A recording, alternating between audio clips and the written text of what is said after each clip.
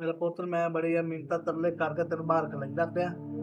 अपना अच्छी तरह काम करना है, उत्थे किसी के चक्कर च नहीं आना। लोग चक्कर बहुत करते हैं ते अपनी दिहाड़ी करनी है, मेहनत मजदूरी करनी है। वेखदा पिया अपने घर का की हाल है। सारा जनाब तू से ये बनसा है हाजी तई अपनी इन्नी गुंजाइश कोनी ते मेरा पुत्र तू अज तैयारी कर अपनी ते रात नूं तेरी फ्लैट है ते तू जा, तेन मैं बाहर खला रहा सऊदी। तू टेंशन ना ले, मैं तेन कोई लामा नहीं आवन देसा। बाहर जावना आपदी मेहनत मजदूरी करसा, टेंशन नहीं ले।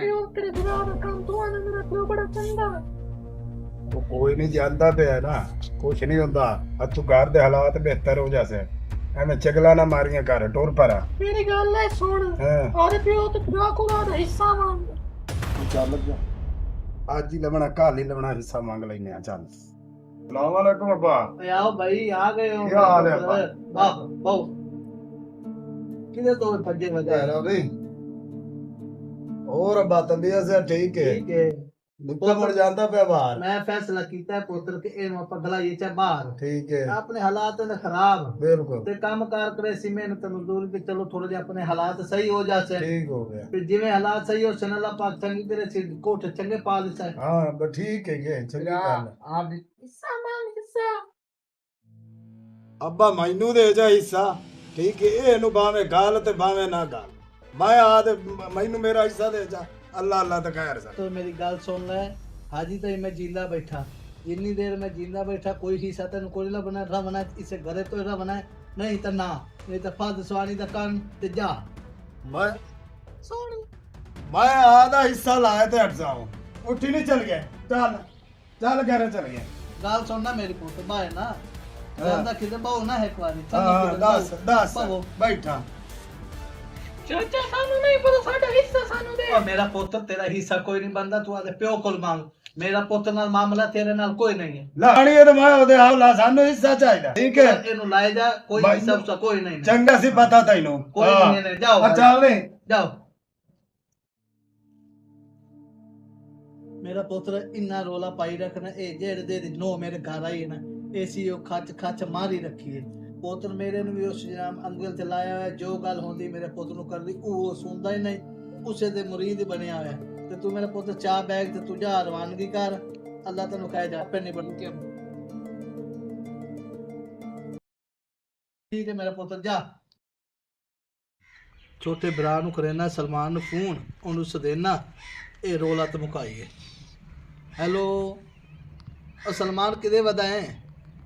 ਇੱਥੇ ਆਵੇਂ ਯਾਰ, ਤੇਰੇ ਬਤਰੀਏ ਰੋਲਾ ਬਣਾਈ ਖਲੇ ਨੇ ਤੇ ਨਾਲ ਉਹਦੀ ਬੇਗਮ ਵੀ ਰਲੀ ਖਲੀ ਤੇ ਕੱਲ ਦੇ ਮੇਰੇ ਗੱਲ ਪੈ ਖਲੇ ਨੇ।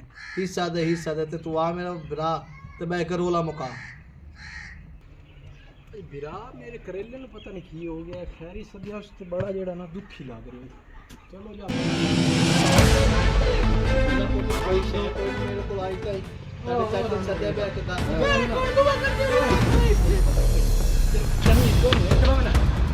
हाँ चाचा तू दस।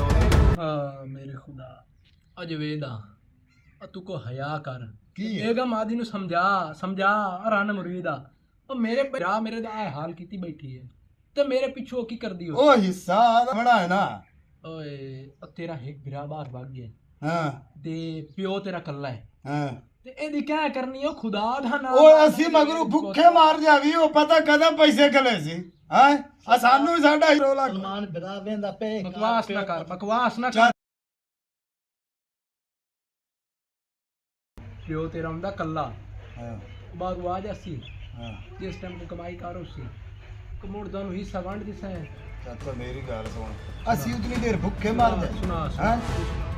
ਅਸੀਂ ਜਾਂਦੇ ਪਾ, ਅਸੀਂ ਆਦਾ ਹਿੱਸਾ ਮਾਰਦੇ, ਆਦਾ ਹਿੱਸਾ ਚੱਲ ਨਹੀਂ ਕਰ। ਮੇਰੀ ਗੱਲ ਛੱਡ ਚਾਚਾ ਯਾਰ, ਤੂੰ ਛੱਡ ਆਟਾ ਕਰੋ ਮੇਰਾ ਜਿਹੜਾ ਮੇਰੇ ਨਾਲ ਚੰਗੀ ਕਰਨਾ। ਮੇਰਾ ਭਰਾ ਇਹਨਾਂ ਨੂੰ ਕੋਈ ਸ਼ੈ ਕੋਈ ਨਹੀਂ ਦੇਵਣੀ ਹੈ। ਇਹਨਾਂ ਨੂੰ ਪਿੱਟੇ ਕਰ, ਇਹ ਦੁਬਾਰਾ ਰਾਹ ਵੇਲਾ ਮੈਂ ਇਹਨਾਂ ਨੂੰ ਕੋਈ ਹਿੱਸਾ ਕੋਈ ਨਹੀਂ ਮੈਂ ਦੇਵਣਾ। ਤੇਰਾ ਬਤਰੀਆ ਆ ਜਾਂਦਾ ਬਾਹਰੋਂ, ਇਹਨਾਂ ਨੂੰ ਉਸ ਲਈ ਹਿੱਸਾ ਵੰਡਸਾਏ ਤੇ ਮਗਰੂ ਲਿਸਾਏ। ਮੈਂ ਹੁਣ ਫੇਰਾ ਮਾਰੀ ਰੱਖਾਂ ਤੇਰੇ ਲਈ ਦੇ ਚ ਇੱਕ ਦੋ ਵਾਰੀ ਤੇਰੇ ਨਾਲ ਮੈਂ ਫੇਰਾ ਮਾਰਦਾ ਤੇ ਮੇਰੇ ਨਾਲ ਰਾਬਤਾ ਰੱਖੇ ਤੇ ਤੇਰਾ ਜਿਹੜਾ ਪੋਤਰੇ ਨਾ ਬਤਰੀਆ ਮੇਰਾ ਤੇ ਨੋ ਮੇਰੀ ਦੀ ਜਿਹੜਾ ਨਾ ਇਹ ਠੀਕ ਨਹੀਂ ਲੱਗ ਰਿਹਾ ਚਾਲ।